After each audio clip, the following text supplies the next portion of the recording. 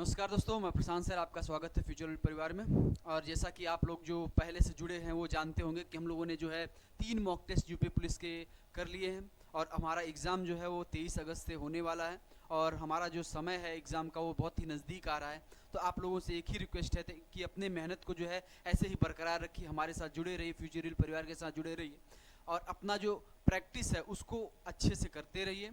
और अभी जो एग्ज़ाम है ये बहुत इम्पॉर्टेंट एग्ज़ाम है सभी स्टूडेंट के प्रोस्पेक्टस से, क्योंकि ये जो एग्ज़ाम होने वाला है ये हमारा एक बार कैंसिल आउट हो चुका है, अब ये दोबारा से कंडक्ट कराया जा रहा है। बहुत ही बेहतरीन सिक्योरिटी के साथ होगा, ये हम सब एक्सपेक्ट कर रहे हैं और होगा भी ऐसा ही, क्योंकि जो अभी जो गवर्नमेंट का रुख है वो बहुत ही सही चल रहा है एग्ज़ाम को लेके। बाकी भगवान जाने, आगे की चीज़ें कोई प्रेडिक्ट नहीं कर सकता है, हम भी कोई भगवान नहीं है कि प्रेडिक्ट कर देंगे कि आगे क्या होने वाला है क्या नहीं होने वाला है। होप फॉर द बेस्ट, और ये हमारा जो एग्ज़ाम हो कायदे से कंडक्ट हो और हम लोग कायदे से जो है हमारा अच्छा 100% दे पाएँ।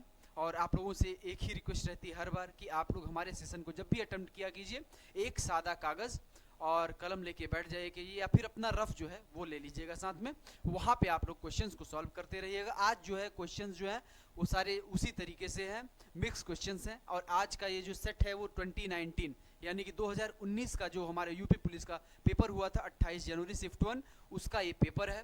और डिसीजन मेकिंग के क्वेश्चंस जितने भी थे उन सबको आज हम लोगों ने यहाँ पे लिया है, और जितने भी हमारे कथन और निष्कर्ष के क्वेश्चन होते हैं उनको भी आज हम लोगों ने जो है यहाँ पे अरेंज किया है। और आज के इस वीडियो में आपका स्वागत है। और ये रहा आपके सामने पहला प्रश्न, इसको करने की कोशिश कीजिएगा।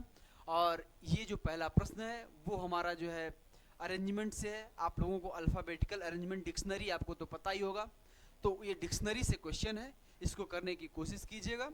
ये बहुत ही आसान क्वेश्चन है, बहुत ही आसान क्वेश्चन के साथ हम लोग शुरू कर रहे हैं। क्योंकि देखो, सबसे बड़ी बात ये होती है कि जब भी कभी भी हमको कोई भी सेशन स्टार्ट करना हो तो डायरेक्ट ही हम लोग क्या करते हैं, सबसे पहले अगर हमको दौड़ना भी होता है तो हम लोग पहले जॉगिंग करते हैं थोड़ा सा, ठीक है, वार्म अप करते हैं। उसी तरीके से क्या होता है, जब भी हम पढ़ने बैठते हैं तो थोड़ा सा अपने माइंड को जो है हल्का सा क्या कहते हैं, इसको एक्टिवेट करते हैं। तो उसी तरीके से हमारा जो एक्टिवेशन का ये जो प्रोसेस है, हल्के क्वेश्चन से चलते चलते जो है भारी क्वेश्चन की तरफ कब पहुंच जाएंगे आपको पता भी नहीं चलेगा। और जितने भी क्वेश्चंस हैं इनको हम लोग क्या करेंगे, एक शॉर्ट ट्रिक और एक ट्रेडिशनल मेथड दोनों से देखेंगे। अगर हो सकेगा पॉसिबल तो शॉर्टकट ज़्यादा करेंगे और ट्रेडिशनल मेथड्स को कम करेंगे। और यहाँ पे हम लोग अगर देखें शॉर्टकट की बात करें तो पहले भी हम लोगों ने जैसे पढ़ा है डिक्शनरी में कि जितने भी कॉमन अल्फ़ाबेट्स हैं इनको क्या कर दीजिए, अंडरलाइन कर दीजिए। क्योंकि एक चीज़ जान लीजिए, ए की तुलना अगर हम ए से करेंगे तो कौन से ए को पहले लिखेंगे ये हम बता सकते हैं क्या? बिल्कुल नहीं। तो उसी तरीके से क्या है, ये जब सेम हो जा रहे हैं सारे वर्ड्स तो इनको क्या करेंगे हम लोग, अंडरलाइन करके इनको क्या कर देंगे, कट कर देंगे। क्योंकि इनकी तुलना तो हो ही नहीं सकती, इससे तो हमको ऑर्डर पता ही नहीं चलेगा, प्रेफरेंस ऑर्डर। और यहाँ पे क्या पूछ रहा है कि उस शब्द को चुने जो सबसे पहले आएगा।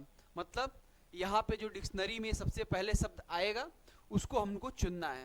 तो यहाँ पे देखेंगे तो यहाँ पे उसके बाद वाई बच रहा है, और यहाँ पे उसके बाद जब कट करके देख रहे हैं तो यू बच रहा है, यहाँ पे एल और यहाँ पे भी एल। अब देखेंगे यू वाई और यू इन दोनों को तो पहले ही कट कर देंगे। क्योंकि एक चीज जान लो, एल जहाँ पे दिख रहा है ना, यही हमारा जो अल्फाबेटिकल ऑर्डर है इसमें पहले आएगा। क्यों? क्योंकि जो इसका सीरियल नंबर होता है वो 12 होता है, और जबकि यू का 21 और वाई का तो बहुत ही खराब 25 होता है। इसको तो हम एकदम लास्ट में लिखते हैं, इसलिए इसको क्या कर देंगे, कट कर देंगे। अब देखेंगे एल यहाँ पे दोनों में कॉमन है तो एल को भी कट कर देंगे, ठीक है। अब यहाँ पे बच रहा है यू और यहाँ पे बच रहा है टी। यू का जो होता है हमारा अल्फाबेटिकल ऑर्डर 20 होता है, और टी का यू का 21 और टी का 20 होता है। तो इस प्रकार से देखा जाए तो जो हमारा वोल्ट मीटर शब्द है ये हमारा डिक्शनरी में पहले आएगा, और ये जो वॉलंटियर है ये सेकंड नंबर पे आएगा। तो हमको सबसे पहले वाला पूछा है तो हमारा आंसर जो होगा वो क्या हो जाएगा, वोल्ट मीटर हो जाएगा, ठीक है। अगला क्वेश्चन करते हैं, बहुत ही इजी क्वेश्चन था, और ये भी कोडिंग डिकोडिंग से क्वेश्चन है, ये भी बहुत ही इजी क्वेश्चन है, ये हो जाना चाहिए, आप लोगों से देखते ही हो जाना चाहिए, कोई दिक्कत वाली बात नहीं है। अब देखेंगे जब यहाँ पे अगर दिख रहा है आप लोगों को ए के बाद बी, एन के बाद ओ, के बाद एल, अगर हम ऐसे नंबरिंग कर लेते हैं तो हमको ये पता चल जाता है कि यहाँ पे क्या हो रहा है, आपस में +1 हो रहा है कि नहीं हो रहा है। देखो हर जगह पे आपस में क्या हो रहा है, +1 हो रहा है। यहाँ पे देखो इसके बाद ये मतलब जो क्रमागत आने वाले अल्फ़ाबेट्स हैं उनको लिख दिया गया है एक साथ, और उसके बाद जो इनका रिलेशन बताया गया है वो कौन से रिलेशन है, ये हमारा जो प्लस में है ना, ये 1 14, तो ये प्लस में जो चल रहा है सीरीज ये 13 चल रहा है, और यहाँ ऊपर भी देखेंगे तो 2 और 15, यहाँ पे भी ये जो सीरीज चल रहा है प्लस 13 पे चल रहा है। अब इसी तरीके से अगर हम यहाँ पे करते हैं 11 में जोड़ देते हैं 13 को, तो हमारा आंसर आना चाहिए 24, तो यहाँ पे हम x कह सकते हैं। और अगर हम यहाँ पे 12 है और 13 को ऐड कर देते हैं तो हमारा जो आंसर बनेगा वो y बनेगा, क्योंकि 12 प्लस 13 क्या होता है, 25 होता है। इस प्रकार से जो हमारा KL है इसका जो कोडिंग है वो XY के रूप में यहाँ पे आंसर दिया जाएगा। तो ये क्वेश्चन आई होप आप लोगों को समझ में आया होगा। आगे बढ़ते हैं नेक्स्ट क्वेश्चन पे। अब ये हमारा जो है एनोलॉजी से क्वेश्चन है, ये बहुत ही अच्छा क्वेश्चन है, इसको एक बार ध्यान से देखिएगा, करिएगा। और इतना जान लीजिए, कभी भी क्या होता है कि जब तक हम किसी प्रश्न को करते नहीं तब तक पता नहीं चलता कि ये इजी था या फिर हार्ड था। ठीक है, कभी भी इतना जान लीजिए कि क्वेश्चन को देखिए और उससे ये मत डिसाइड कीजिए कि ये इजी है या फिर हार्ड है। कभी कभी हार्ड दिखने वाले क्वेश्चन इतने इजी होते हैं जितना हम सोच नहीं पाते हैं। ठीक है, अब देखिएगा लेखक और पुस्तक, लेखक और पुस्तक में क्या संबंध होता है पहले ये जान लेते हैं। ये जो लेखक होता है ये क्या करता है, पुस्तक को लिखता है। क्या करता है, लिखता है पुस्तक। ठीक है, मतलब जो पुस्तक का निर्माण होता है, निर्माण करता होता है, ये क्या होता है, लेखक होता है। जब तक वो पुस्तक को लिखेगा नहीं तो पुस्तक बनेगा कैसे। ठीक है, पब्लिश तो बाद में होगा, पहले लेखक को लिखना पड़ेगा पुस्तक को बनाने के लिए पुस्तक को। तो इस प्रकार से अगर हम देखें तो क्या चित्रकार हमारा ब्रश बनाता है क्या, बिल्कुल नहीं बनाता, इसको कट कर दो भाई। अब बात करते हैं मूर्तिकार, मूर्तिकार मूर्ति बनाता है, पत्थर नहीं बनाता, पत्थर लेके जाता है उससे मूर्ति बनाता है। तो यहाँ पे क्या है, मूर्तिकार भी गलत ऑप्शन है। और जो कुम्हार होता है वो क्या करता है, बर्तन बनाता है, मिट्टी के बर्तन बनाता है, और जितने मेटल होते हैं धातु उसके भी बर्तन बनाता है। तो यहाँ पे जो कुम्हार होता है वो बर्तन का क्या है, निर्माण करता है। ऐसे समझिए कि ये क्या है, ब्रह्मा है बर्तन के लिए। ठीक है, क्योंकि ब्रह्मा जो होता है वो क्या होता है, क्रिएटर होता है। तो कहने का मतलब क्या है, कुम्हार जो है वो बर्तन बनाता है। नर्तक क्या करता है भाई, जूते बनाता है क्या, बिल्कुल नहीं। तो मोची क्या करेगा, अगर नर्तक जूते बनाएगा तो मोची क्या करेगा भाई। तो हमारा आंसर मिल चुका है हमको। और ये देखिए ये बहुत ही इजी क्वेश्चन है, क्या किया है इसने, ये एनोलॉजी का ही क्वेश्चन है कि मुर्गा जो है मुर्गी में बदल गया है, यानी कि लिंग परिवर्तन कर दिया है। तो अगर घोड़े का लिंग परिवर्तन करेंगे तो ये क्या हो जाएगा, आप लोग समझ पा रहे होंगे। ये बहुत ही इजी क्वेश्चन था, इसको आगे चलते हैं। और ये हमारा जो क्वेश्चन नंबर 5 है इसको करते हैं। ये थोड़ा अच्छा क्वेश्चन है, इसको ध्यान से करिएगा आप लोग कि यहाँ पे ये कुछ अक्षर दिए गए हैं और इन अक्षरों से कौन सा शब्द बनाया जा सकता है ये देख लीजिएगा आप लोग। तो ऐसे क्वेश्चंस को अगर करना है तो सबसे पहली चीज हम बता रहे हैं आप लोगों को, एक चीज ध्यान में रखा कीजिए कि जो भी हमको वर्ड दिया गया है, जितने भी अल्फाबेट्स दिए गए हैं, इनके सबसे पहला काम क्या है, इनके वॉवेल्स को मार्क करिए आप लोग, वॉवेल्स को लिख लीजिए। क्यों लिखवा रहा हूं मैं अभी देखिएगा, आई है, ए है, ओ है और फिर से यहाँ पे आई है, आई को 2 बार यूज किया गया है। अब समझिएगा बात को कि जब भी हम कभी भी वॉवेल्स को लिख देते हैं, कभी भी वर्ड फॉर्मेशन या फिर सेंटेंस फॉर्मेशन में, तो वहां पे अगर हमको इसके अलावा यू और ई दिख जाता है कहीं भी, तो वो क्या हो जाता है, ऑटोमेटिक गलत ऑप्शन हो जाता है। जैसे कि यहाँ पे आपको दिख रहा है, ई दिख रहा है क्या, ये देखिए, और ई यहाँ पे यूज ही नहीं किया गया है, और यहाँ पे ऑप्शन में क्या दे दिया है, ई के साथ, और यहाँ पे भी क्या किया है, ई दे दिया है, देखिए। तो ये ऑप्शन गलत हो गया। यहाँ पे भी देखिए ऑप्शन में क्या कर दिया है, ई दे दिया है, और जबकि यहाँ पे हमारा जो है ये अल्फाबेट्स जितने भी दिए गए हैं यहाँ पे कहीं भी ई का प्रयोग नहीं है। तो हमारा जो करेक्ट आंसर है वो क्या है, ए, डिक्शनरी जो है ये बन जाएगा। ठीक है, जब 3 कट गए तो बचा क्या, एक ही ऑप्शन बचा। अगला क्वेश्चन ये भी डिक्शनरी से है। तो जितने भी इजी क्वेश्चंस थे सबसे पहले हमने रखा है ताकि हम लोगों का क्या हो, थोड़ा सा माइंड एक्टिवेट हो जाए। उसके बाद जो है हम लोगों ने क्या किया है, डिसीजन मेकिंग के क्वेश्चंस को रखा है। ठीक है, क्योंकि देखो बात यह है कि सबसे पहले हम लोग शुरुआत अगर हार्ड क्वेश्चन से करते हैं ना, तो सबसे पहली बात तो ये होती है, अंतरात्मा बहुत डर जाती है पहले से ही कि यार ये क्या हो रहा है, शुरू के ही क्वेश्चंस बन नहीं रहे हैं। हमारा जो कॉन्फिडेंस होता है वो गिर जाता है, बिल्कुल ही गिर जाता है। अगर 5-6 क्वेश्चन शुरू के ही थोड़े से अच्छे लेवल के ले लिया जाए तो क्या होता है, कॉन्फिडेंस एकदम गिर जाता है, करने का मन नहीं करता है। आदमी सोचता है कि उठ के भागो, अब चलो भाई कोई बात नहीं, यूट्यूब पे शॉर्ट्स देख लेते हैं, इंस्टाग्राम रील देख लेते हैं, कुछ और कर लेते हैं, लेकिन यहाँ पे नहीं कुछ करना है। ठीक है, तो इस प्रकार के आप लोग मत करिएगा। ये जो स्टंट है इंस्टाग्राम रील और यूट्यूब शॉर्ट, ये बहुत ही खराब स्टंट है, ठीक है।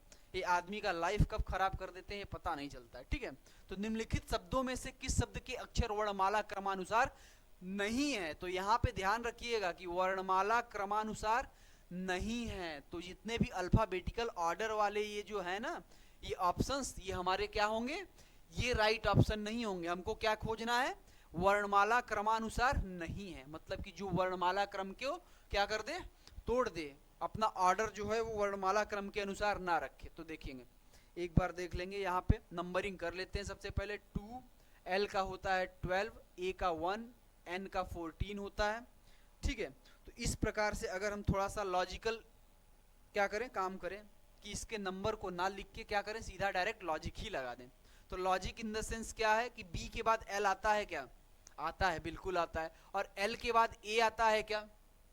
L के बाद कभी A आता है? L के बाद भाई M आता है, N आता है, O आता है, P आता है, Z तक सब आते हैं। बट A जो होता है इसके पहले कहीं पे आता है। तो यहाँ पे ये जो अल्फाबेटिकल ऑर्डर था ये क्या हुआ है?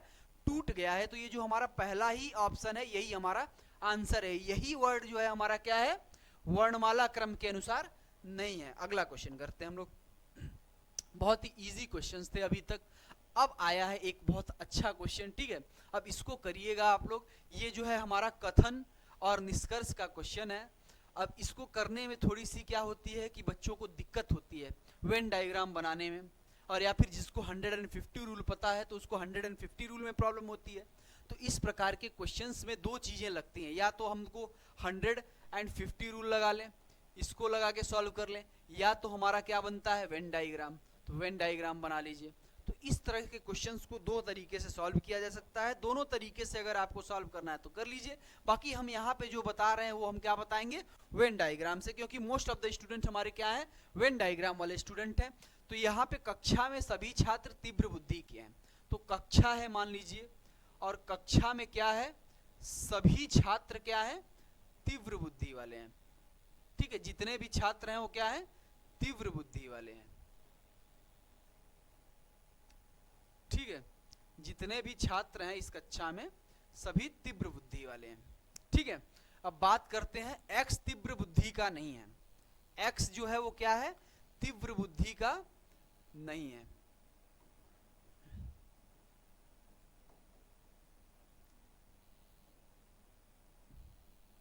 ठीक है। तो अब बात कर लेते हैं, ये कथन हम दोनों ने क्या किया? हम लोगों ने इन कथन को हम लोगों ने यहाँ पे वेन डायग्राम के रूप में लिख लिया, ठीक है। अब बात करते हैं निष्कर्ष की। कथन जो होता है हमेशा उसको पढ़ने के बाद ही निष्कर्ष पे जाएंगे हम लोग। कभी भी एक चीज ध्यान दीजिए कि कथन को स्किप करके आप हमेशा अगर निष्कर्ष पे आएंगे तो हमेशा क्वेश्चन गलत होगा। तो कभी भी निष्कर्ष पे आने से पहले कथन को 2-3 बार पढ़ लीजिए। तो यहाँ पे कुछ छात्र तीव्र बुद्धि के नहीं है, ऐसा बोला गया है कि ये जो सारे छात्र, अभी यहाँ पे कथन में बोल रहा था ना कि सारे छात्र क्या है? कक्षा में तीव्र बुद्धि के हैं, और यहाँ पे बोल रहा है कि कुछ छात्र तीव्र बुद्धि के नहीं हैं। तो ये तो भाई देखो सरासर गलत वाली बात हो गई। पहले आपने बोला कि सभी क्या है, कथन में तो बोल दिया कि सभी क्या है? तीव्र बुद्धि के हैं, और निष्कर्ष हम ये निकाल रहे हैं उससे कि कुछ छात्र जो है मंद बुद्धि के हैं। तो कहने का मतलब क्या है? ये गलत निष्कर्ष निकाल रहे हैं। अब दूसरा निष्कर्ष देख लेते हैं, एक्स को कड़ी मेहनत करनी चाहिए। अब देखो यार, बात एक चीज जान लो, ध्यान से समझ लो कि ये जो कथन होता है हमारा असर्शन रीजनिंग में, ये जो कथन होता है ये हमेरा क्या होता है? रियल लाइफ से जुड़ा हुआ नहीं होता है। रियल लाइफ से जुड़ा हुआ का मतलब क्या है कि अगर कोई कमजोर है उसको मेहनत करना है तो वो तेज हो जाएगा, ठीक है, तीव्र बुद्धि का हो जाएगा। ये हमारा रियल लाइफ कॉन्सेप्ट है। बट यहाँ पे ये जो लिखा हुआ है एक्स को कड़ी मेहनत करनी चाहिए, ये सरासर गलत हो जाता है। क्यों? क्योंकि ये जो कथन है ना, ये हमारा जो है फैंटेसी में चलता है कि ये जो बोल दिया वो पत्थर की लकीर हो गई, ठीक है। ये हम आपस में जैसे होता है ना, लॉजिक नहीं लगा सकते हैं कि एक्स को कड़ी मेहनत करनी चाहिए। लॉजिक लगाएंगे तो ये कथन जो है हम क्या कर रहे हैं? इसको नेग्लेक्ट कर रहे हैं। और यहाँ पे जो भी निष्कर्ष निकलेगा केवल और केवल कथन के अनुसार निकलेगा, अपने से दिमाग नहीं लगाना है, ठीक है। तो कहने का मतलब क्या है? एक्स को कड़ी मेहनत करनी चाहिए, गलत है भाई। स्टेटमेंट में कहीं भी कड़ी मेहनत का जिक्र नहीं है। अब बात करते हैं निष्कर्ष 3, एक्स उस कक्षा का छात्र नहीं है। अगर मैं बात करता हूं इस कक्षा में सभी छात्र जो है वो तीव्र बुद्धि के हैं, क्या है, इस कक्षा में जितने भी छात्र हैं सभी तीव्र बुद्धि के हैं, तो x इस कक्षा का हो नहीं सकता, इसकी संभावनाएं है, बिल्कुल है, इसको इनकार नहीं किया जा सकता है। अगर यहाँ पे बोल रहा है कि x तीव्र बुद्धि का नहीं है तो ये हो सकता है इस कक्षा का ना हो के किसी दूसरी कक्षा का हो, ठीक है।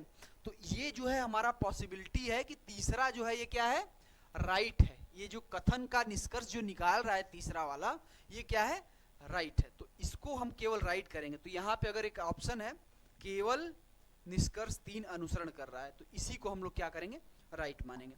अगला क्वेश्चन करिएगा, सेम कथन और तर्क से रिलेटेड ये क्वेश्चन है। मैंने पहले ही बोला था कि शुरू में आप लोग वार्म अप कर लीजिए, आगे चल के क्वेश्चंस क्या हैं, बहुत ही अच्छे क्वेश्चंस आने वाले हैं, ठीक है। अब बात करते हैं यहाँ पे कथन क्या बोल रहा है। कथन और तर्क, देखिएगा दो चीजें मैं आपको बता देता हूं कि कहां पे आपको फैंटेसी यूज करना है, मतलब कि सपनों की दुनिया, जो भी बोल दे वही हम यूज करेंगे, ठीक है, और कहां पे आपको दिमाग लगाना है, ठीक है। अब बात करते हैं फैंटेसी की, कि आप अपने जो है कथन पे ही केवल विश्वास करेंगे। फैंटेसी मतलब जो भी है हमारा वो क्या है, काल्पनिक, ठीक है, काल्पनिक, जो कथन बोल देगा बस वही चीज, ठीक है। तो यहां पे अगर कथन दिया हुआ है, कथन 1 कथन 2, ठीक है, तो यहां पे हम लोग क्या करेंगे, यहां पे हम लोग इमेजिनरी आंसर देंगे, मतलब इसको हमारे रियल लाइफ से कोई लेना देना नहीं रहेगा। जो कथन बोलेगा कथनानुसार आंसर देंगे, क्या, कथनानुसार आंसर देंगे, ठीक है। और अगर कथन के साथ क्या होता है, निष्कर्ष, यहाँ पे निष्कर्ष है ना, ऐसे निष्कर्ष 1 2 3 जो भी है, अगर हमारा जो रियल लाइफ से रिलेटेड है वो इस प्रकार से आता है, कथन देगा, कथन के साथ नीचे क्या देगा, तर्क देगा, और तर्क 1 2 कथन 1 2 ऐसे करके देगा, ठीक है। और इस प्रकार के क्वेश्चंस में आपको क्या करना है, रियल लाइफ से रिलेटेड एक्सपीरियंस को लगाना है, ठीक है। तो इन सब, जैसे तर्क हो गया, तर्क के साथ साथ कारण जो होता है, कारण भी आता है, कारण 1 कारण 2, ठीक है, ये चीजें भी होती हैं कि कथन दे देगा, कारण दे देगा। तो यहाँ पे भी रियल लाइफ को हमको यूज करना पड़ता है कि रियल लाइफ में ऐसा होता है कि नहीं होता है। फैंटेसी हमारी कहाँ पे लगती है, केवल कथन और निष्कर्ष में। कथन और निष्कर्ष में क्या लगता है, फैंटेसी, इसमें हमें अपना दिमाग नहीं लगाना होता है। जो कथन बोलता है कथनानुसार हमको क्या करना पड़ता है, उसका निष्कर्ष निकालना पड़ता है, ठीक है। आई होप ये समझ में आया होगा आप लोगों को। अगर नहीं आया है तो इसके डेडिकेटेड एक कोर्स आएगा आपका कुछ ही दिनों में, 10-15 दिनों में। तो आप लोग अगर उसको देखेंगे, लाइव चलेगा, हम उसको लाइव लेंगे, आपके क्वेश्चंस जितने भी होंगे उसको सॉल्व करवाएंगे, डाउट सेशंस लिया जाएगा। तो इन सब चीज़ों के लिए आप तैयार रहिए, रेडी रहिए। जैसे ही हमको टाइम मिलता है उस तरीके से हम क्या करेंगे, आप लोगों के लिए कोर्स लेके आएंगे। तो यहाँ पे लिखा हुआ, क्या सरकारी स्कूलों में दिया जाने वाला मध्याह्न भोजन बंद कर दिया जाना चाहिए। अब तर्क क्या दे रहा है, कथन तो ये है कि हमारा जो मध्याह्न भोजन है सरकारी विद्यालय में दिया जाता है उसको बंद कर दिया जाए। तर्क ये है कि नहीं, यह वंचित बच्चों को कम से कम एक समय का भोजन प्रदान करता है। तो देखिएगा, कथन और तर्क, ठीक है, कथन और तर्क, इनकी बात कर लेते हैं कि अगर ये मजबूत है तो कब कब मजबूत हो सकते हैं। देखिएगा, मजबूती के 2 कारण होते हैं। एक तो नकारात्मक अगर बोल रहा है, नकारात्मक बोल रहा है और उसमें लॉजिक जो दे रहा है वो एकदम बिल्कुल सही लॉजिक है, तो भी ये क्या होगा, with valid reason, valid reason, ठीक है। तब यहाँ पे ये जो तर्क है ना, ये मजबूत माना जाएगा। क्या माना जाएगा, मजबूत माना जाएगा। क्या लिख रहा हूं मैं ठीक है, यहाँ पे क्या है, तर्क जो है वो क्या माना जाएगा, मजबूत माना जाएगा। और दूसरा कंडीशन क्या है, अगर वो सकारात्मक है, क्या है, सकारात्मक, यानी कि हाँ में उत्तर दे रहा है, उसकी हाँ में हाँ मिला रहा है, विथ वैलिड रीजन, मतलब उसका जो कारण है वो भी सही तरीके से बता रहा है, तो भी ये जो हमारा होगा तर्क, ये क्या होगा, मजबूत तर्क होगा, ठीक है। अब देखिएगा, नहीं, यह वंचित बच्चों को क्या करता है, कम से कम एक समय का भोजन प्रदान करता है। तो ये क्या है, तर्क नेगेटिव में है, लेकिन क्या है, एकदम सही है कि ये जो हमारा मिड डे मील होता है, कम से कम गरीब बच्चों को क्या करता है, वंचित बच्चों को एक टाइम का भोजन प्रदान करता है। तर्क 2, हाँ, यह स्कूल जाने के लिए गलत प्रोत्साहन है।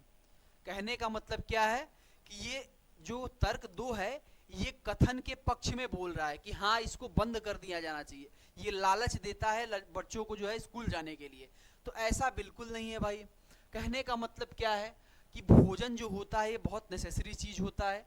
कभी भी इतना जान लीजिए कि जो शिक्षा का संबंध होता है, स्कूल का संबंध होता है, वो कभी भी भोजन से नहीं होता है, ठीक है।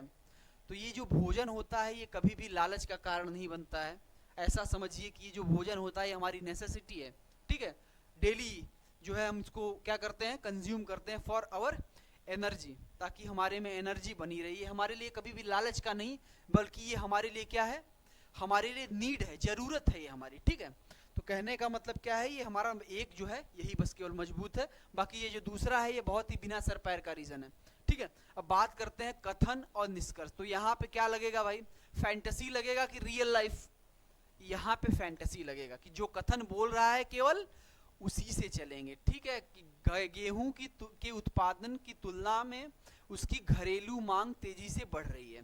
तो कभी भी इतना जान लीजिए, ठीक है, अगर उत्पादन जो है हमारा कम है और हमारा जो मांग है वो क्या है, बढ़ रहा है, तो इस कंडीशन में हमेशा एक ही उपाय बनता है। अगर हमारे देश को क्या करना है, भुखमरी से बचाना है, तो क्या करना पड़ता है भाई, आयात करना पड़ता है। क्या करना पड़ता है, जिस चीज की कमी हो उसको आयात करना पड़ता है। इतना जान लीजिए, ये इकोनॉमिक्स है, थोड़ा सा इकोनॉमिक्स हमको भी आता है तो हमने बता दिया।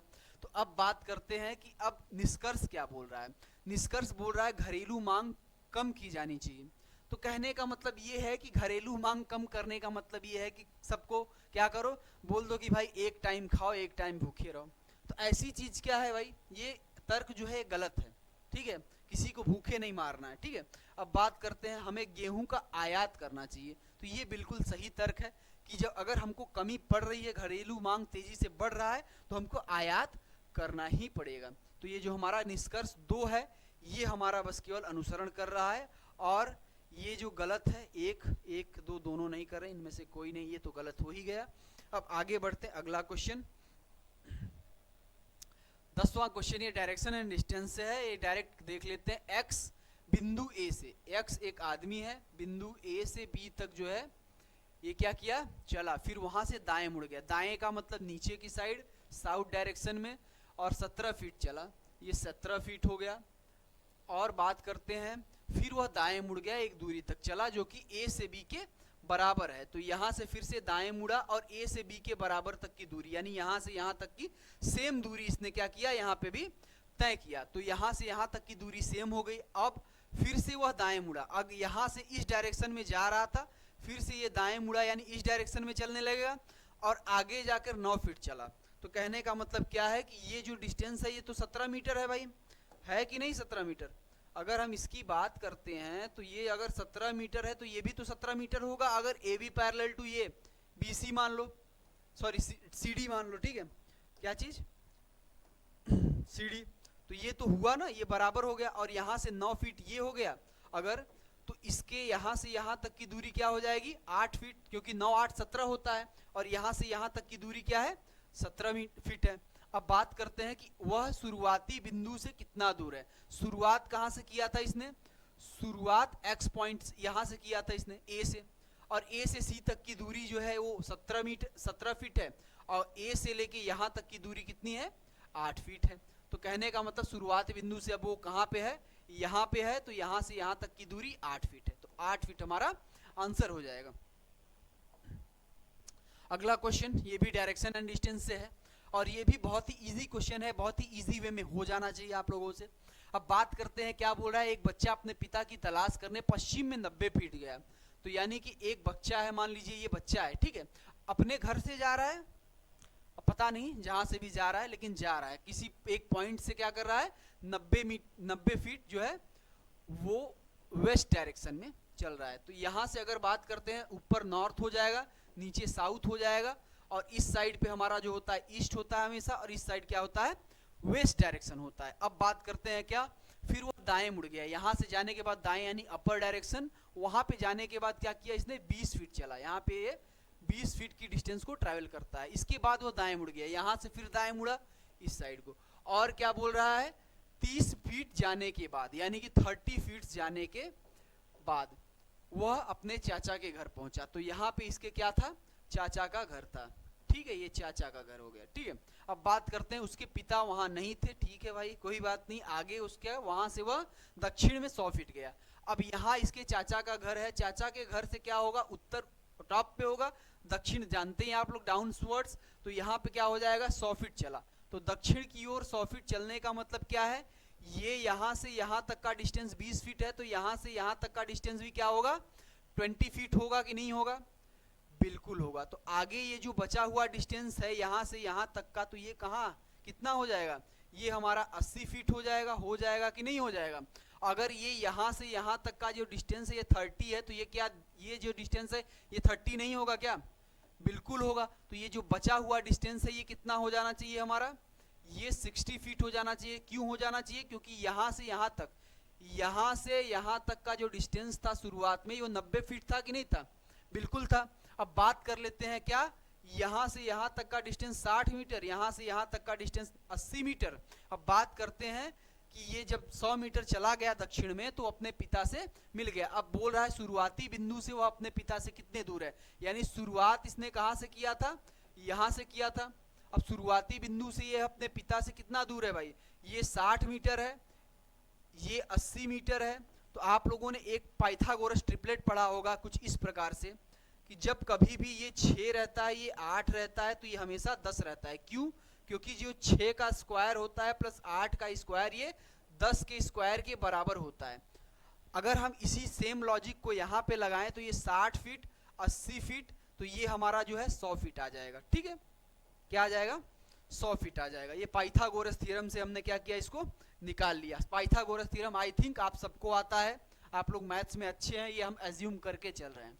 आगे ये डायरेक्शन डिस्टेंस का ये फिर से क्वेश्चन है, इसको देख लीजिएगा। एक सुबह एक्स ने सूरज की ओर चलना शुरू किया। सूरज कौन से दिशा में रहता है, सुबह में पूर्व दिशा में रहता है। तो अगर हम बात करते हैं कोई एक्स है, ये पूर्व दिशा में चलना शुरू किया, फिर वो क्या किया, दाईं ओर मुड़ गया।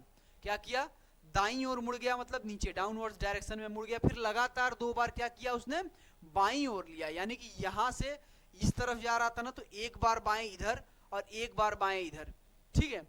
अब वह किस दिशा में चल रहा है, तो अब यह किस दिशा में चल रहा है भाई, उत्तर दिशा में चल रहा है, बिल्कुल सही बात है। तो ये हमारा पहला आंसर हो जाएगा।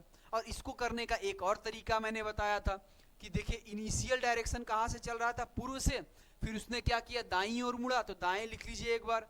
अब बात करते हैं अगला जो है 2 बार लगातार बाएं हैं, तो एक बार बाएं लिखिए और फिर बाएं लिख दीजिए।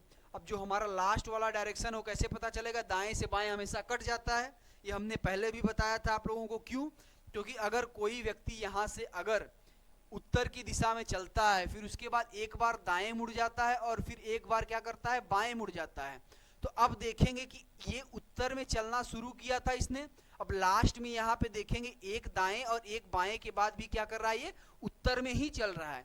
तो ये जो लेफ्ट होता है और राइट होता है ये कैंसल आउट हो जाता है। इसलिए हमने क्या बोला था कि लेफ्ट और राइट को कट कर दीजिए। और पूर्व से बाएं क्या होता है, अगर हम बात करते हैं पूर्व दिशा, तो पूर्व दिशा से बाएं कौन सा दिशा होता है, हमेशा उत्तर दिशा, एंटी क्लॉकवाइज क्या होता है, उत्तर दिशा होता है। ये 2 तरीके से हमने जान लिया।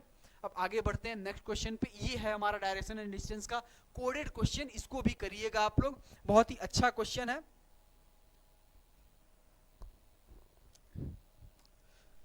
करिएगा। यदि A इंटू बी का अर्थ है A B के दक्षिण में है, इस प्रकार से दिया गया है, सारे ही जितने भी साइन हैं सभी के क्या किए हुए हैं, इसने अर्थ दिए हुए हैं पहले से ही, ठीक है। तो इसको पढ़िएगा। और इक्वेशन हमारा यहाँ पे है, इक्वेशन कहाँ पे है, यहाँ पे है। तो अब इस इक्वेशन को पहले सॉल्व करते हैं कि P%Q, समझ रहे हैं, P%Q का मतलब क्या है कि जो P है वो Q के पूर्व में है, जो P है वो क्या है, Q के पूर्व में है। तो Q को यहाँ होना पड़ेगा, तभी तो ये P इसके पूर्व में हो पाएगा कि नहीं हो पाएगा। अब क्या बोल रहा है भाई, Q जो है वो R के प्लस में है, तो यहाँ पे Q प्लस R ऐसे लिख दीजिएगा, और यहाँ पे भी Q और R लिख दीजिएगा। तो आगे आपको पता चल जाएगा कि यहाँ पे ये कोडिंग किस प्रकार से की गई है। Q R के उत्तर में है, Q जो है वो R के उत्तर में है, तो R को यहाँ होना पड़ेगा तभी तो ये उत्तर में जाएगा। तो कहने का मतलब क्या है, ये हमारा जो पोजीशन है वो धीरे धीरे फिक्स होता जा रहा है। और R minus S, R minus S, तो R यहाँ पे लिख दीजिए, S यहाँ पे, तो ये इक्वेशन क्या हो गया, R माइनस एस। अब यहाँ पे एक बार R रख दीजिए, S रख दीजिए, तो R S के पश्चिम में है, तो R S के पश्चिम में है, तो S को यहाँ होना पड़ेगा तभी तो ये पश्चिम में रहेगा। अब बात क्या कर रहा है, Q के संदर्भ में, यानी कि Q को फिक्स कर दिया है, Q के संदर्भ में S किस दिशा में है, तो Q के संदर्भ में अगर ये पूर्व है और ये जो है दक्षिण है, ठीक है, क्या है, दक्षिण है, तो ये कौन सा डायरेक्शन पड़ेगा हमारा, दक्षिण पूर्व, ये जो है साउथ ईस्ट हमारा जो है डायरेक्शन आएगा। अब बात करते हैं 14th क्वेश्चन, ये भी हमारा जो है सीरीज से रिलेटेड है, ये जो है अल्फाबेटिकल सीरीज का क्वेश्चन है, ठीक है। अल्फाबेटिकल सीरीज का मतलब अक्षर श्रृंखला से ये क्वेश्चन है, अगर हिंदी में बात करें तो ये बहुत ही अच्छा क्वेश्चन है, इसको करने की आप लोग ट्राई कीजिएगा। ये जो सीरीज चल रहा है ना, अगर हम देख पा रहे होंगे यहाँ पे, अगर हम इसको उठा के इंडिविजुअली क्या कर दें, थोड़ा सा अप डाउन ऐसे लिख दें, तो यहाँ पे हमको अगर देख पा रहे होंगे हम, तो a से -2 y होता है, और y से अगर हम -2 की बात करें, ठीक है, y से -2 की बात करें तो क्या होता है w। अब दिखा देते हैं एक बार भाई, जो नए स्टूडेंट्स हैं भाई देख लो अगर कैसे बात करते हैं ये, कि कैसे हो रहा है। अगर हम a से पीछे की ओर चलना चालू करते हैं, 1 और 2, तो दूसरे स्थान पे हमेशा y रहता है, और y से भी 2 स्थान पीछे चलेंगे तो पहला स्थान, दूसरा स्थान पे क्या होता है, w होता है, ठीक है। तो इस तरीके से हमने इसको डिटरमाइन किया। z से अगर 2 कदम आगे चलते हैं तो b होता है, और यहाँ पे d था, हमने यहाँ पे इसको b कर दिया है, ठीक है। तो इसको भी आप लोग d कर लीजिएगा, और यहाँ से +2 करेंगे तो क्या हो जाएगा हमारा, d हो जाएगा। तो अगर यहीं से इस श्रृंखला को फॉरवर्ड करते हैं तो ये 23 है, 23 - 2 21, यानी u और d जो है ये 4 से 6 हो जाएगा, तो u और f, ऐसा कुछ देखने को हमको दृश्य मिल रहा है। ये ऑप्शन में है क्या, ऐसा ऑप्शन में आपको दिख रहा है क्या?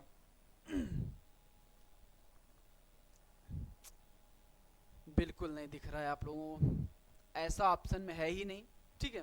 तो ऐसा ऑप्शन में अगर नहीं है तो आपको ये बनाना है, क्योंकि ये क्वेश्चन जो है, ये क्वेश्चन बिल्कुल सही है, और इन ऑप्शंस को आप हटा दीजिएगा एक बार, और इन ऑप्शंस की जगह पे u और f एक ऑप्शन आप लोग लिख लीजिएगा सेकंड नंबर पे, यही हमारा सही आंसर है, c और d ऐसे ऑप्शन कर लीजिएगा। यहाँ पे लिख लीजिएगा ud, और यहाँ पे लिख लीजिएगा v q, और यहाँ पे लिख लीजिएगा vr, ठीक है।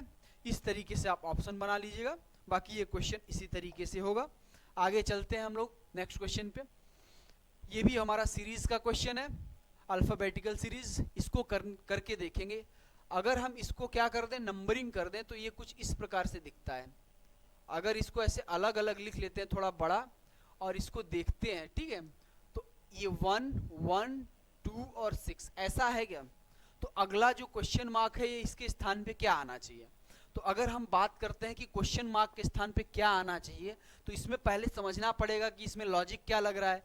तो अगर हम बात करें यहाँ पे, तो 1 × 1 क्या होता है, 1, फिर ये जो रिजल्ट आया है इसको यहाँ पे लो, 1 × 2 क्या होता है, 2, फिर इसको यहाँ पे लो तो 2 × 3 क्या होता है, 6 होता है। तो क्या आपको ये पैटर्न दिख रहा है क्या, कि जो मल्टीप्लाई है वो एक मतलब एक प्लस हो रहा है इंक्रीमेंट, और रिजल्टेंट हमेशा मल्टीप्लाई में आ रहा है कि नहीं आ रहा है। तो इसी तरीके से अगर 6 को 4 से मल्टीप्लाई करते हैं तो क्या आएगा, 24। 24 किसका होता है, अल्फाबेटिकल ऑर्डर x का, तो ये जो हमारा क्वेश्चन मार्क के स्थान पे होगा क्या होगा, x। ऐसे ही आप लोगों को क्वेश्चंस को देखना है कि इसमें लॉजिक क्या लग रहा है। बाकी जितने भी तरीके हो सकते हैं शॉर्टकट्स, वो तो हम आपको बता ही रहे हैं। और ये पैटर्न्स हमेशा याद रखिएगा, ये पैटर्न्स जो होते हैं कभी भी किसी भी एग्जाम के पैटर्न्स नहीं बदलते हैं, उसके क्वेश्चंस बदल जाएंगे, उसके अल्फाबेट्स बदल जाएंगे, पैटर्न्स क्या रहते हैं, it still remains same always, ठीक है। कहने का मतलब क्या है, वो कभी भी बदलता नहीं है। अब यहाँ पे अगर देखेंगे तो ये एक श्रृंखला है, और इसी से रिलेटेड एक दूसरा श्रृंखला हमको यहाँ पे ऑप्शन में दिया गया है चारों में, और इनको क्या करना है, जो इस श्रृंखला में रिलेशन दिया गया है, संबंध दिया गया है, उसी सेम पैटर्न को यहाँ पे ये फॉलो करना चाहिए, कोई एक ऑप्शन। तो अब बात कर लेते हैं, यहाँ पे नंबरिंग कर लेते हैं। अगर सी की बात करें, एफ की बात करें, आई, एल और ओ, तो इनका जो अल्फाबेटिकल ऑर्डर होता है कुछ इस प्रकार से होता है। देखिए होता है कि नहीं होता है, 3, 6, 9, 12, 15। ये कहने का मतलब क्या है, 3 का डिस्टेंस है। तो ऐसा कौन सा ऑप्शन है जिसमें 3 का डिस्टेंस लगातार बना हुआ है? तो अगर बात करते हैं एल के बाद ओ, तो 12 से 15 3 का डिस्टेंस है कि नहीं है? बिल्कुल है, अभी तक तो है। ओ से एस, एस का जो अल्फाबेटिकल ऑर्डर होता है वो 19 होता है। क्या होता है? 19। तो यहां से यहां तक तो इसने 4 प्लस कर दिया, तो इसने क्या कर दिया, सीरीज को ब्रेक डाउन कर दिया। तो यहाँ पे इसको कट कर देंगे। अब यहाँ पे ये जो एस वाला है ये गलत हो गया है, तो ये जो दूसरा ऑप्शन है यहाँ तक तो ये भी सेम है, तो ये भी गलत हो जाएगा, क्योंकि ऑप्शन यहाँ से यहाँ तक दोनों में तो सेम ही है ना। अगर पहला गलत हो गया तो दूसरा भी गलत हो जाएगा। अब बात करते हैं यहाँ से यहाँ तक, तो इसने सेम सही लिखा है दोनों में, तो दोनों में मत चेक करना भाई, जहां तक कॉमन है वहां मत चेक करना। आगे देखना यहाँ भी और यू, तो यहाँ आर से वी जो है 18 से 22, ये कहां तक जा रहा है, +4 होके जा रहा है। तो ये जो हमारा ऑप्शन है ये क्या हो गया है, गलत हो गया है। अब बचता एक ही ऑप्शन है, तो आंख मूंद के उस ऑप्शन को क्या कर दो, टिक कर दो। अगर 3 गलत हो गए हैं तो चौथा भी गलत कर दोगे ना भाई, तो आंसर वो क्या हो जाएगा, हमारा बोनस में चला जाएगा वो पूरा क्वेश्चन है, ठीक है। ऐसा एग्जामिनर देगा नहीं, अगर 3 गलत हो चुके हैं तो चौथा ही हमारा सही आंसर होगा। अब बात करते हैं इस सीरीज की, तो इस सीरीज में क्या है, इस पैटर्न में क्या है भाई, अगला जो क्वेश्चन मार्क है, ये दोनों क्वेश्चन मार्क्स के बीच में कॉमा है, 2 आपको नंबर्स बताने हैं। यहाँ पे 2 सीरीज चल रहा है, अगर आप देख पा रहे होंगे तो 7 से 8, 8 से 9, 9 से 10, 10 से 11। ऑप्शन में कहीं दिख रहा है 11, 11 दो ही जगह पे दिख रहा है, एक पहले में और एक तीसरे में। अब बात करते हैं दूसरा सीरीज, तो 11 से 12, 12 से 13, 13 से 14, 14 से 15। तो 11 और 15 किस ऑप्शन में है, पहले ही ऑप्शन में है। ये बहुत ही इजी क्वेश्चन था, सबसे हो जाना चाहिए था। अगला क्वेश्चन करेंगे हम लोग इसी तरीके से। ये इजी नहीं है, इसमें थोड़ा सा ट्रिक है। ट्रिक क्या है, मल्टीप्लाई है। अगर आपको समझ में आ रहा हो कि मैं किस तरफ इशारा कर रहा हूं, तो ये आपसे क्वेश्चन हो जाना चाहिए, ठीक है। इसको ट्राई कीजिएगा।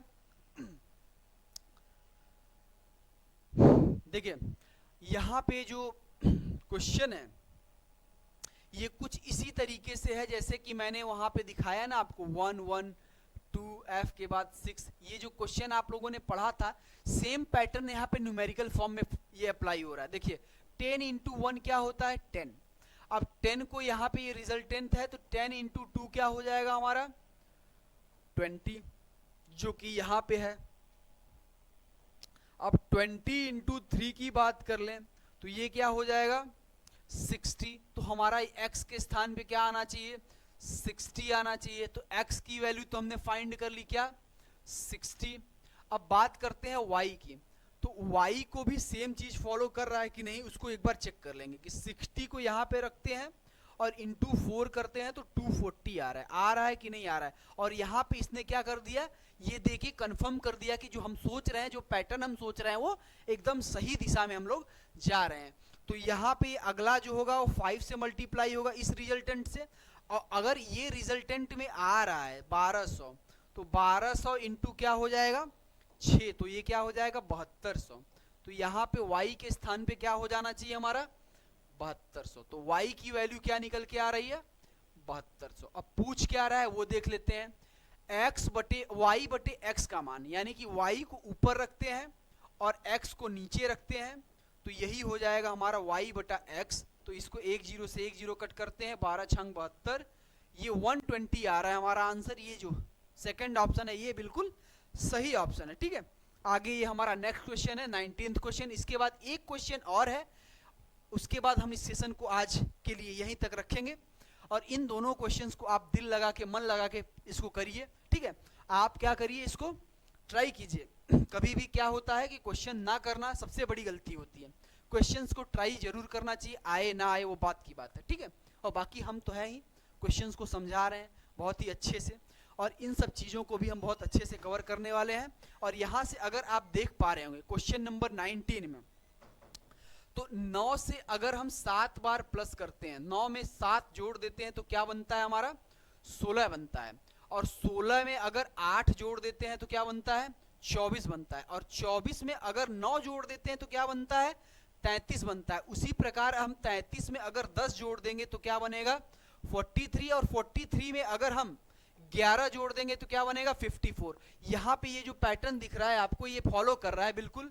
तो इस चीज को क्या करना है आप लोगों को ध्यान में रखना है कि हमको ऐसा पैटर्न दे सकता है, इस पैटर्न को हमको याद कर लेना है। और हमारा जो आंसर बन रहा है वो क्या बन रहा है भाई, पहला जो है वो 43 बन रहा है, और सेकंड वाला जो है यहाँ पे 54 में क्या कर देंगे प्लस 12 कर देंगे, तो हमारा जो सेकंड ऑप्शन बन रहा है वो क्या बन रहा है 66 बन रहा है। क्या बन रहा है 66, 65 नहीं बन रहा है। ये क्वेश्चन क्या है, ये ऑप्शन गलत है।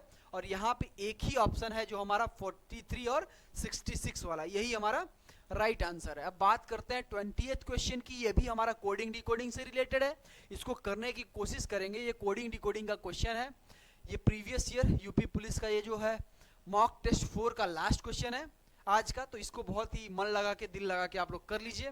इसके बाद जो है हमारा जो अगला सेशन आएगा वो यूपी पुलिस मॉक टेस्ट का जो है 5th वर्जन जो है 5th सीरीज जो है अगले दिन कल यानी कि आएगा।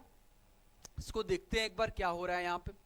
अगर हम यहाँ पे इसकी बात करें क्वेश्चन नंबर 20 की, तो इसको हम अगर लिख लेते हैं एक बार तो हमको ज़्यादा क्लैरिटी मिल पाएगा कि यहाँ पे हो क्या रहा है। ठीक है, तो अगर हम इसको लिख लेते हैं और एक बार नंबरिंग कर लेते हैं तो इससे क्या होगा, हमारा जो पैटर्न होगा वो हमारी आंखों के सामने ऐसे क्या हो जाएगा एकदम दिखने लगेगा। ठीक है, अब बात कर लेते हैं पैटर्न की। ठीक है, तो अगर हम बात कर लें पैटर्न की तो यहां से यहां तक आप देख रहे होंगे +6, यहां से यहां तक देख रहे होंगे +5, यहां से यहां यानी कि S से W तक जाएंगे तो क्या करेंगे +4 करेंगे। अगर हम I से L तक गए 9 से 12 तक तो +3, और 3 यानी C से E तक गए तो क्या किया 3 से 5 तक तो +2, यानी कि +2 +3 +4 +5 +6 ऐसा चल रहा है हमारा सीरीज। तो ये जो लिखा हुआ है CANOE, तो सबसे पहले E में 2 जोड़ेंगे तो क्या बनेगा भाई 5 से 7 यानी कि G बनेगा। ये बनेगा कि नहीं बनेगा। और O में हम क्या करेंगे 3 जोड़ेंगे। O कितना होता है 15, 15 में 3 जोड़ेंगे तो 18, 18 क्या होता है R होता है। तो ये जो है हमारा पहला वर्ड क्या बन गया हमारा G, दूसरा वर्ड क्या बन गया हमारा R। पहला G, दूसरा R, और तीसरे में क्या करेंगे हम +2 +3 +4 यानी कि 14 + 4 कितना हो जाएगा 18, सेम चीज R। अब बात कर लेते हैं यहाँ पे ये 1 है, 1 के साथ क्या हुआ है 1 में क्या हुआ है 5 जोड़ देंगे, फिर 5 जोड़ देंगे तो क्या आएगा 6 यानी कि F। तो यहाँ पे हमारा जो आंसर निकल के आ रहा है वो क्या आ रहा है कुछ इस तरीके से आ रहा है भाई। देखिएगा इसमें अगर हम 6 को और ऐड कर देते हैं तो क्या बनेगा I यानी कि 9, तो IFRRG। ये जो हमारा C वाला ऑप्शन है ये क्या है बिल्कुल ही सही ऑप्शन है। और ये जो है हमारा इस सेशन का आज के मॉक सीरीज का ये लास्ट क्वेश्चन था। और आई होप आप लोगों को ये समझ में आ गया होगा। और कोई भी अगर दिक्कत होती है तो हमेशा आपके साथ मैं हूँ, और हमारी जो टीम है फ्यूचर विल की आपके साथ है सदैव। बस आप लोगों को क्या करना है कि मेहनत करते रहना है और हमारे साथ हमेशा जुड़े रहिएगा, सपोर्ट करते रहिएगा। और बाकी जो है कल मिलते हैं आपसे, ठीक है। बाकी आज के लिए जो है आपके समय के लिए धन्यवाद, और मिलते हैं कल एक नए सीरीज के साथ, ठीक है।